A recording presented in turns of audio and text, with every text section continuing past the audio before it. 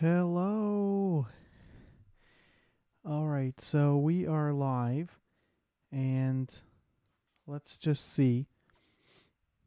Um, Typically you'd wait around a bit, but I don't want to do that. But I am happy that I've started this stream on time. I have Teddy with me. I debated if he was going to end up in the crate or whatever for this live stream, but I think it's a little quieter tonight, so I'll keep him hanging around. And so yeah, thanks for tuning in. It's actually been fun to get ready to do this. This is my podcast and to do it live because I typically don't it's not live, and I've wanted to do it more of them live. I think I had a kind of a bad experience because when I started, around the time the podcast started or before it, I had done some live streams, and one of them worked. Okay, one of them was, I was actually supposed to do them once a month, a live stream, and one of them was the first one was like, I had a few friends and everything tune in, and then I had like big tech problems, like the frame rate was going at like 2 frames a second, or 1 frame a second. And then I did one a month later where I had to set up all the stuff in the bedroom, and that one um, didn't really. I didn't feel really rewarded for the amount of work. I'm not talking about financial rewards, but the yeah, I had to lug all this gear into the other room, and then to bring it back after. So I got out of the habit of it because I guess I started to focus more on the podcast afterwards, and then that's been enough work as it was. So I kind of said, okay, live wasn't important, but I am kind of seeing why it's really nice to be live. And as I was saying, getting ready for this was kind of fun because like I have to get it ready. Everything has to be on on par. I mean, yeah, and you just you get it ready, it's out of the way, and then and then you're live, and that's what it's going to be. And then this will be This is recorded for it become my podcast. But this is the 1 year anniversary of the podcast. It started just about this this month, so in a year ago. So I brought some tea in with me. This is a chamomile licorice tea that I make myself now. I figured out how to get the raw herbs, and so I now make my own tea. And why did I talk about the tea? Yeah, it was 1 year anniversary. So just a little lay of the land of the show is it also coincides with a release that came out this past Thursday, so it's also a way for you to be able to listen to the release. But I did also want to talk a little bit about what I've learned from doing a podcast. I mean, the way it worked was that I started it without really having a plan for, like, okay, my podcast does this format, and I stick with it. And over the past year, it really changed around a lot, and it changed so much that it kind of did exactly what I think it needed to do from the beginning. Just I wasn't doing it, and that is to use a podcast as a chance to work on new music and experiment with music. And it just took me a really long time to get there, because I guess in my head I had all this dialogue that it's so much work to prepare a show, and it's kind of funny. It's like it's pretty much the same amount of work for me to play music as it is for me to research other music. Like one of the first episodes was on a mini history of Hawaiian music, because I'm interested in old Hawaiian records. So in the slide, and I use the pedal steel guitar. So it was a really good project to do that research and to do that episode.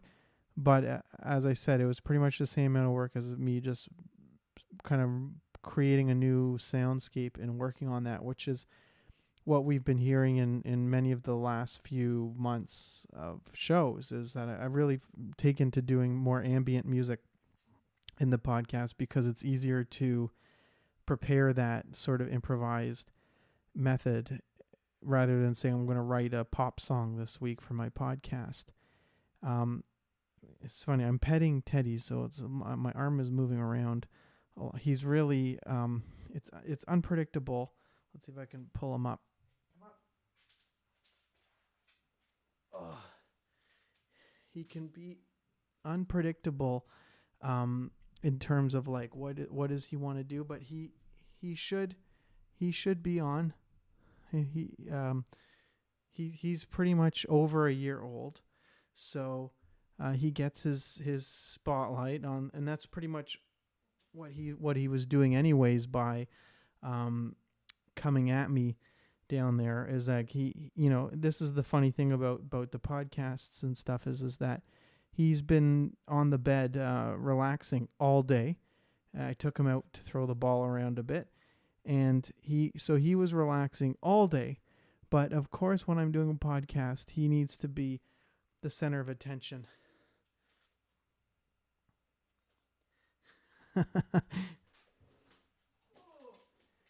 Teddy's a mini poodle, but he's so big that they call him a royal or a minois.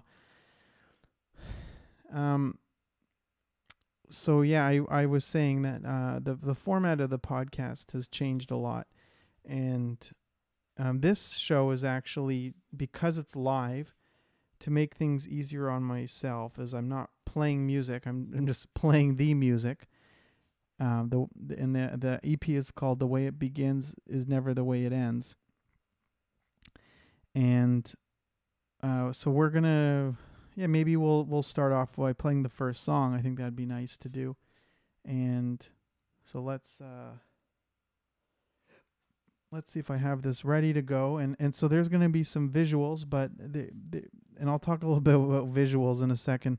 But yeah, you don't have to, they're just little video loops. You don't have to stare at those. So let's cue up this track.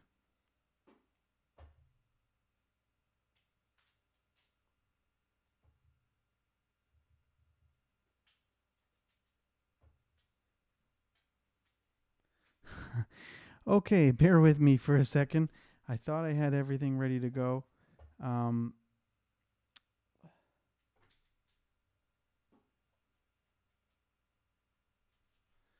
I need to set up something. Hold on one second.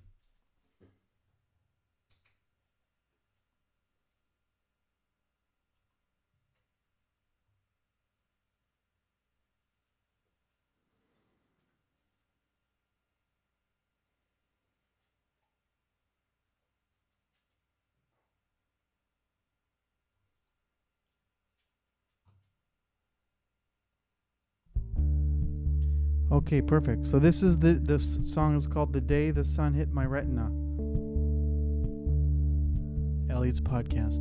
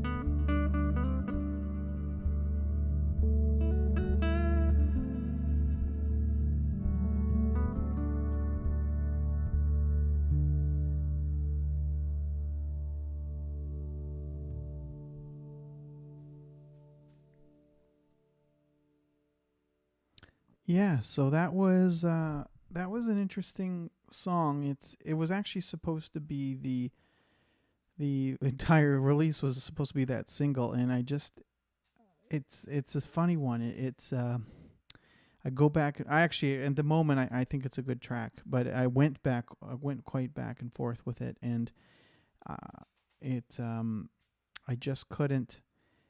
I didn't for a long time. Didn't think it stood on its own, but I'll just give you some context about the process of how that was made. Is that I've been using a lot more portable or multi-track recorders lately, that just because I know it's become a bit of a trend in the synth world, where people use what they call a DAW-less setup, meaning they don't use programs like Logic or Ableton Live to work on music. It's completely free from all that, and so I've kind of been headed in that direction, but I don't really think of it as DAW-less because I come from a world where I started with multi-track recorders.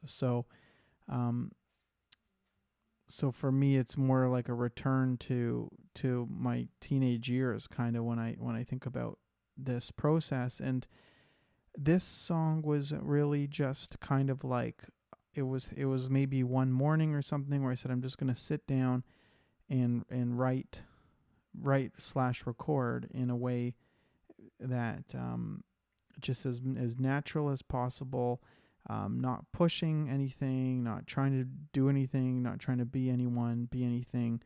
And this is the track that kind of came out. It originally didn't even have that guitar melody in it. That came because I put down this keyboard thing, and then I walked away, and this melody came into my head, and I went back and recorded it. And it's it's kind of like I would my funny joke in my head about the song is that it's something about it reminds me of Fish, and I was sort of watching a documentary about Trey Anastasio around this time that I was finishing up the track, and there were some kind of funny ideas I had in it because it sort of sounds like a B side of a Trey side project. Like Trey has all these different projects, and I call it like a B side, but also it makes me think of like what a band would play if they broke up for a while and then they got back together, because that kind of is what happened with Fish. So that track kind of sounds to me like we're getting the band back together type music. And so it's but the theoretical part is because it's like it's a little improvised, and it's kind of ambient, and it's kind of country.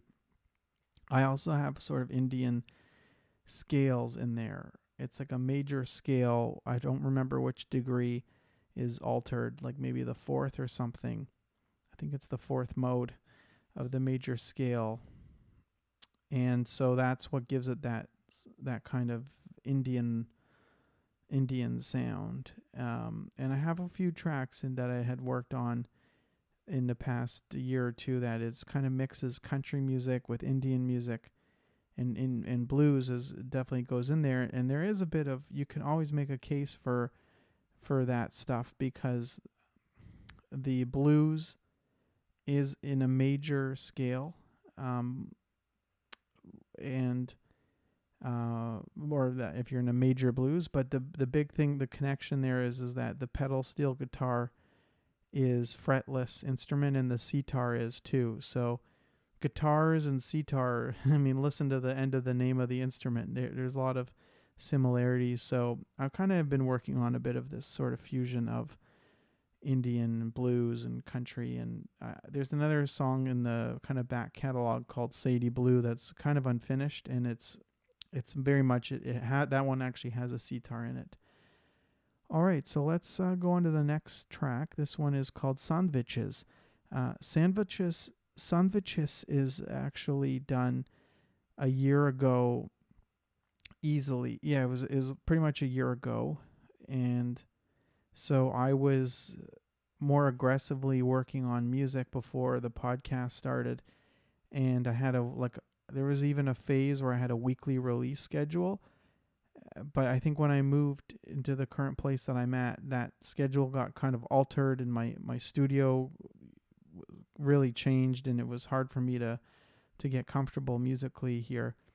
And so the Sandviches was near the tail end of the weekly.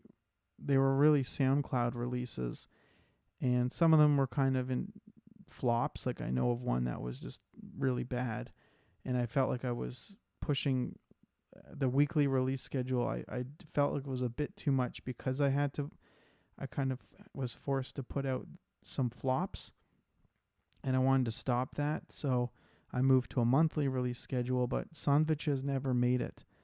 It slipped through the cracks, yeah.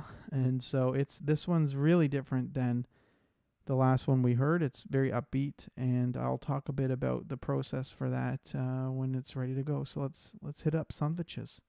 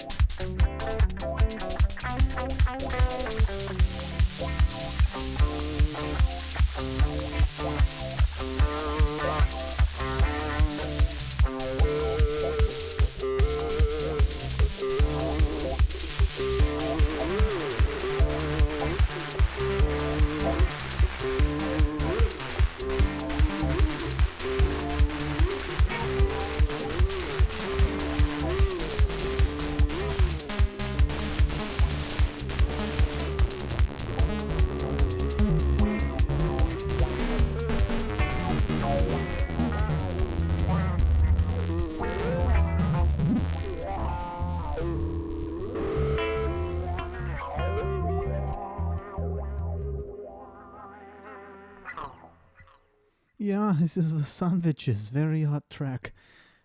Yeah, that one was definitely well. First of all, by the way, I have to say, when that was streaming, the my YouTube thing said that it detected a copyright error, potential copyright. Now, if that is true, and if it did interrupt the stream, that means it detected my own music, from my own.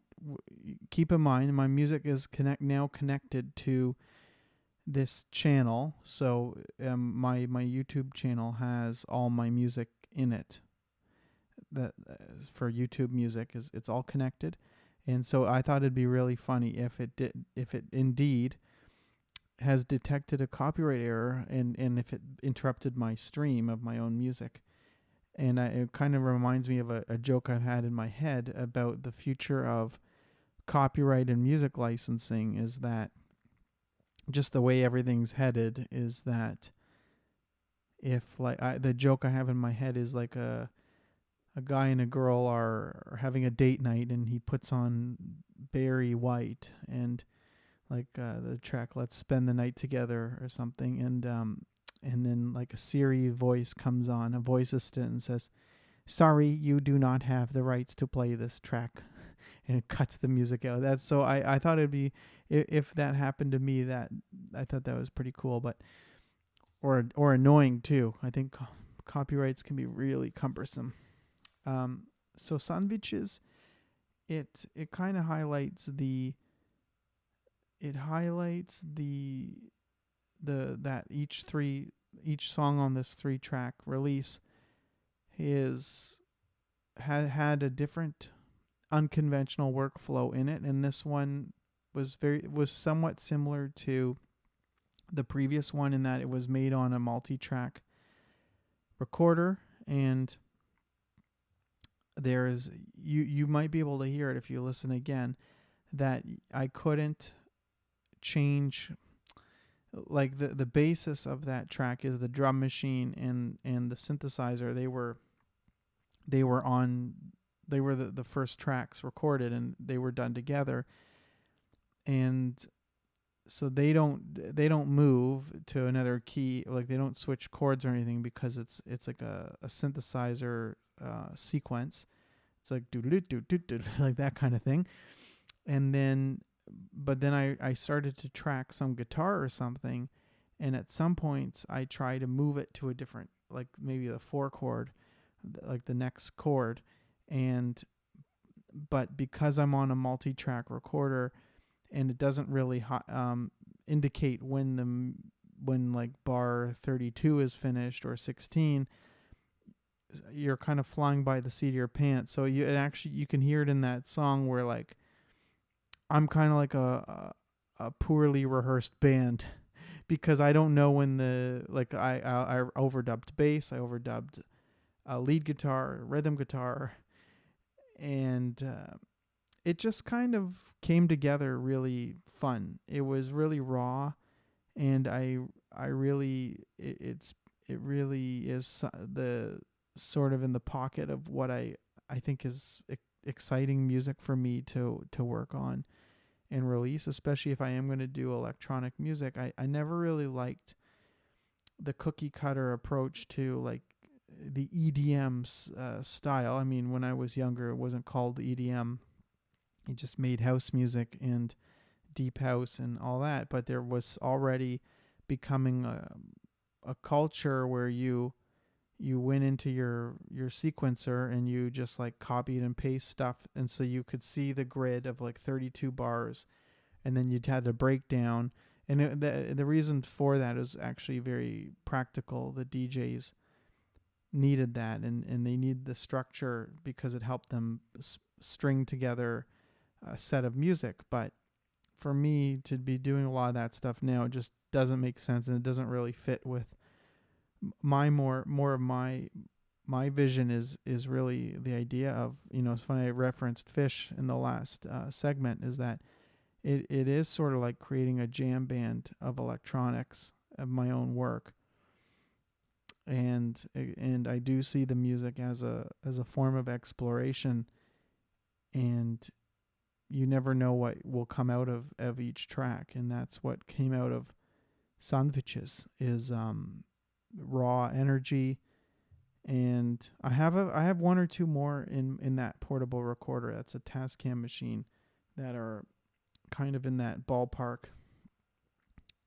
It really is experimental music. Like, I know that term is probably overused. It's not very specific to anything, but I think when you have like this fast techno drums and you have like funky guitars, like please let me use the word experimental music. I think I deserve it on that one. And the way it ends, it breaks down in like like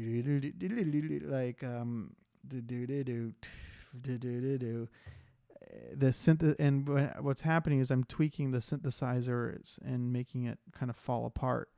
And then so accordingly, the guitars start to do some kind of dissonant work. So yeah, that's good. I hope I can do more of that in the future. All right, so this last one is called The Universe Always Expands Left. All right, so let's get that going.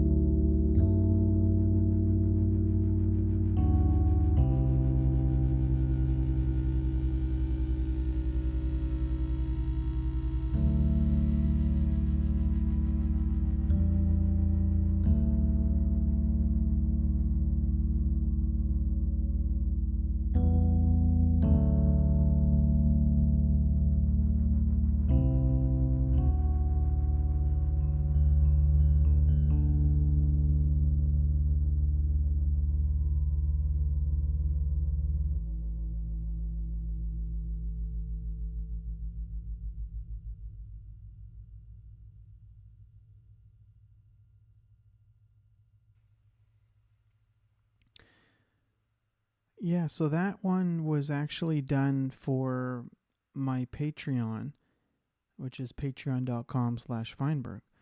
And it was an exclusive sort of release. And excuse me, I just got it. Actually, I don't need to use that anymore. It was an exclusive for the patrons. And it actually, the beginning of it was built out of some guitar that I played on the podcast when I started doing the podcast in music form. I was playing guitar in my room in an earlier version of that stuff, and of these performances. And I then took it and I kind of made a little remix of it in the computer.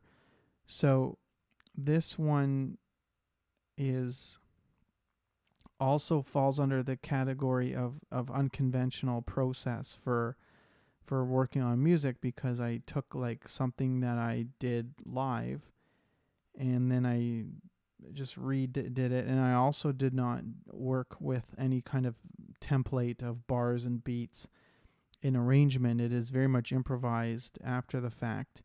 And I would say it definitely has a little bit of a nod to kind of gospel piano. In my case, I play electric piano, and just kind of strong piano playing is. I mean, I'm not saying I was strong. I'm saying that the chords are very big and definitive. I'm not trying to say I'm a strong keyboard player, and so I mean, on that track, the keyboards are okay, but I think you get the gist of what I'm talking about. But that was, and then the kind of, it is a bit of a, you hear like this echo sound that kind of takes it through. So that one's definitely experimental as well because of that. Um, there's just this weird soundscape, and I think what I like about it is that if I'm, I've been working on a bit of ambient music for, not a bit, quite a bit of ambient music for, we're going on 2 to 3 years now, and it's been, I get new perspectives on it as you start to work on it and make it. And I think there's quite a polar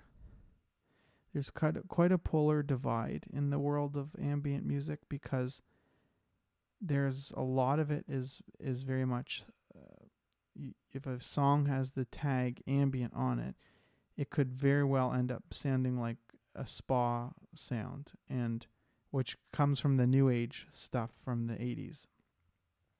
And so ambient is going through a world of redefinition, and I think as we listen to younger, and I'm not young, but younger producers' takes on it, and also there's quite a few Japanese names that I've kind of been cluing into, that they were listening to sort of the redefinition ambient because of the world of drone music and these kind of really ethereal soundscapes. And I think some of them are really nice because you can really get lost in these soundscapes, whereas with classic new age ambient music, I don't think you can, because it almost has a lot more similarity to classical music, where the music is moving around quite a lot and you can't really, your brain can't turn off as much. So but I've worked on a bit of ambient now more recently, where I'm willing to bend what would be conventional, and that's where you throw in a bit of the world of noise and dissonance, and if anything, it starts to dip into the world of jazz, and ambient jazz is sort of, I guess, where that track is headed. But or the direction, I think a lot of my music, as you can hear from these 3 tracks, they're all fairly different. My music has different directions that it can go in, and I don't know where I'm going. Um, the job for me is to just, if I can, is to work on it, and then it kind of becomes uh, defined as you move along. But I will admit that there was, up until now, and probably continuing, is that I have two sort of mini record labels that I release music under, and one is Infinity Waves, and that was originally designed to be quite spacey ambient sounds for specifically like relaxation and or doing work and meditation and flow state, and then it didn't end up really going that way. And then the other one is Donkashoen, which I think that came about after I was traveling around Europe. That the name for that concept, and that side of things is more funky music, weird music. Like a track like Sandviches is definitely Donkashoen. Um, and I will tell you now, because I won't be able to tell the story many times because it just won't come up. But Don Kashon was originally that I wanted to have a pseudonym, which was Don Kaczynski, where I would be like a folk singer named Don Kaczynski, and then and it sounds like a normal Jewish guy, and then the inside of that name would have been embedded the words Don Kashon, which, as you are probably well aware, that means thank you in German. And so anyways, so that's sort of the origin of why there's a label called Donkashon. And so if you look on Spotify, where it shows you the record label, if you see my tracks that are funkier or weirder, they go under Donkashon. And then if they're like specifically ambient, then they're Infinity Waves. But this release is weird because there's 3 tracks, and the middle of it is funky. The last one is in between the two. It's ambient and weird. And the first one is also not strictly what the Infinity Waves was started out as, because it's almost, as I said, it almost sounds like a bit of a band playing. So that meant that this release was under Don Kashon, and so it's called The Way It Begins Is Never the Way It Ends. And I guess that just sort of, it's a bit of a nod to like process, and how like I never know what's going to happen when I do this stuff. And as I said at the beginning of this show, is that I didn't even know that there would be 3 tracks. I thought it would be one track release, but it wasn't working as a 1 track release.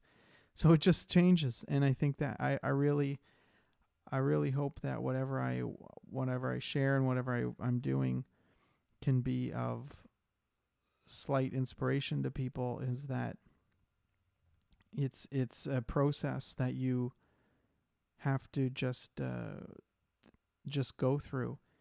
And I don't know what people are working on in their own thing, but I've found it. I mean, we're looking back, at 1 year of the podcast.